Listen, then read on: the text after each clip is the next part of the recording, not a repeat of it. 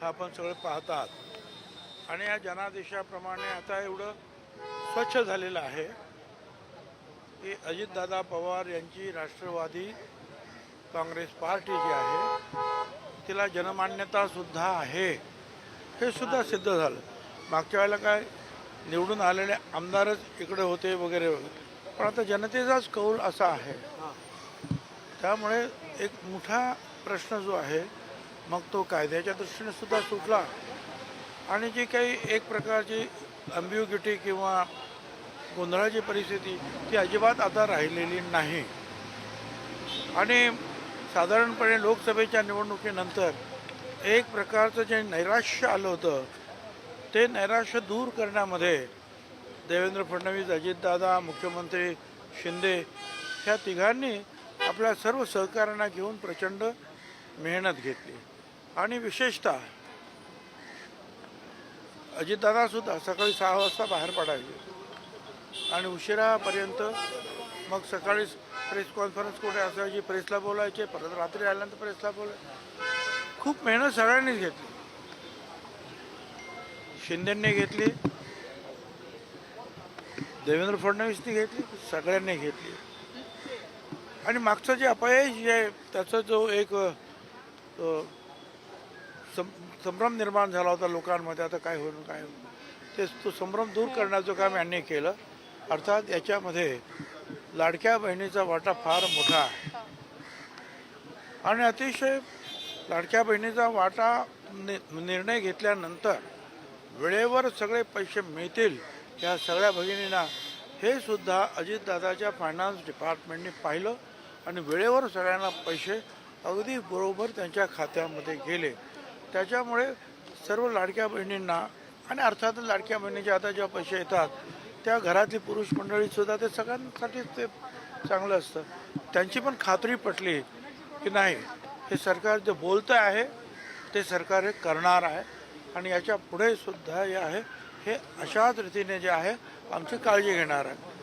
त्यामुळे ज्या जनतेनं फार मोठ्या प्रमाणावर विश्वास टाकला आणि आज आपण पाहतो आहोत की महिलांचं मतदानसुद्धा इतर वेळेपेक्षा जास्त झालेलं आपल्याला दिसून येतं. त्याच्या पाठीमागे हेच कारण आहे. आणि महिला जेव्हा मतदान करतात त्याबरोबर बहुतांश पुरुष त्या घरातले ते सुद्धा मतदान आपोआपच करतात. म्हणजे महिला एकीकडे जातात सगळे आणि पुरुष सगळे एकीकडे जातात. क्वचित 5% असं होत असेल, परंतु महिला आणि पुरुष एकत्रित जो आहे तो निर्णय घेतात की नाही आपल्याला यांच्याबरोबर जायचं.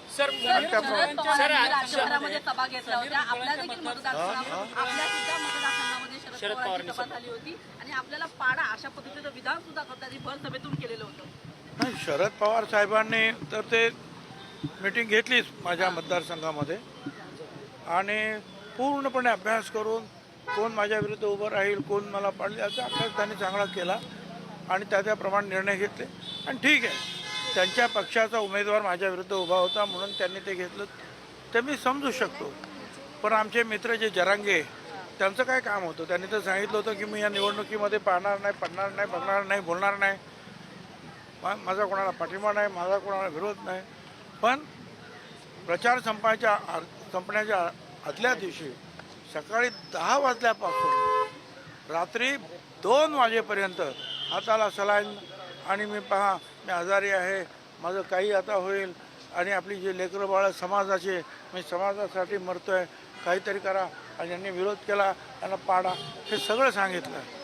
परंतु माझ्या मतदारसंघामध्ये त्याचा परिणाम निश्चितपणे झाला, माझ्या मताधिक्यावर त्याचा परिणाम झाला. परंतु ते जेवढे झालं तेवढंच बाकीचे जे मायनॉरिटीज आहेत, अगदी हिंदू मायनॉरिटीज, मुस्लिम, दलित, आदिवासी, ओबीसी सगळे एकवटले आणि त्यांनी जे आहे आमचं तारू जे आहे किनाऱ्याला लावलं.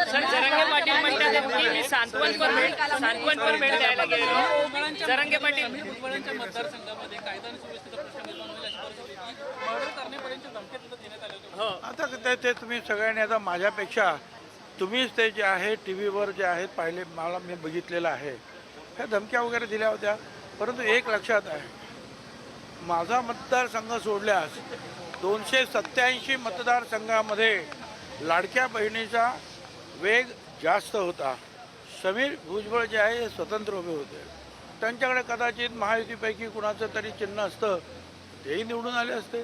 परंतु तिथे आणखीन एक गोष्ट घडली, ती म्हणजे शिवसेनेचे उमेदवार होते गणेश धात्रक, ते अजिबात चालले नाहीत. आणि एक मराठा समाजाचे सुद्धा डॉक्टर बोरसे म्हणून उभे होते, तेही चालले नाहीत. त्याच्यामुळे या दोघांमध्ये स्ट्रेट फाईट झाली.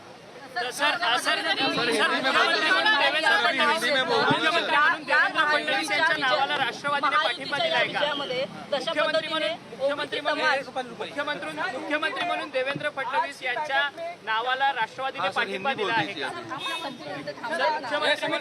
मुख्यमंत्री म्हणून आम्ही फक्त आमचा नेता विधिमंडळाचा अजितदादा पवार यांची सर्वानुमते नेमणूक केलेली आहे. आणि आता शिंदे गटांचे जे आहेत नेते कोण आहेत, ऑथेंटिकली ते कळायचं आम्हाला. बीजेपीच्या नेतेपदी कोण येत आहेत ते पण अधिकृतरित्या आमच्याकडे यायचं आहे. परंतु सर्वसाधारणपणे आमचा काही देवेंद्र फडणवीस यांना विरोध राहायचं काही असण्याचं काही कारण मला तरी वाटत नाही.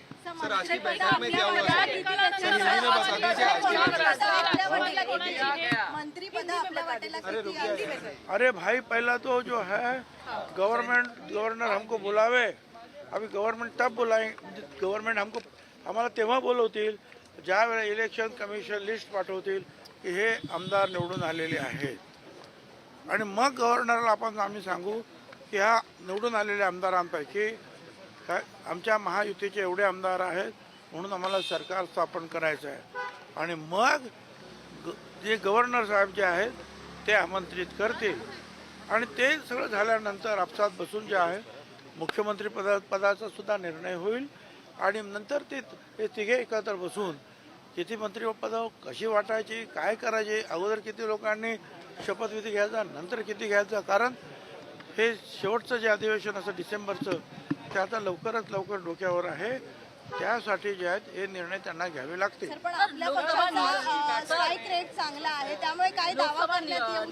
निवडणुकीच्या आधीपासूनच राज्यामध्ये मराठा ओबीसी असा एक वाद पेटवला गेला होता. आता ओबीसी सोबतच मराठा समाजाने सुद्धा महायुतीला चांगलं खरं तर साथ दिलेली आहे. असं दिसतंय ही जी काही लाडक्या बहिणींनी जे सहकार्य केलं त्याच्यामुळे. आणि एक म्हणजे जरांगे सतत सांगत होते त्या या फडणवीसच्या विरुद्ध याने हे केलं, एक छगन भुजबळ आणि फडणवीस यांना पाडा हे सगळं चालूच होतं. परंतु आपण पाहिलं जनतेनं अजिबात त्यांचं ऐकलं नाही. आणि 132-33 वर जे आहे बीजेपी फडणवीस यांच्या नेतृत्वाखाली निवडून आलेले आपल्याला पाहिजे, थम्पिंग मेजॉरिटी. त्यामुळे तो मुद्दाच राहिला नाही. तो मुद्दा फक्त माझ्या इथे फक्त तो चाललेला दिसतो, बाकी कुठेही तो मुद्दा चाललेला नाही. हिंदी में एक सर आज की जो बैठक हुई उसमें क्या फैसला लिया गया? देखिए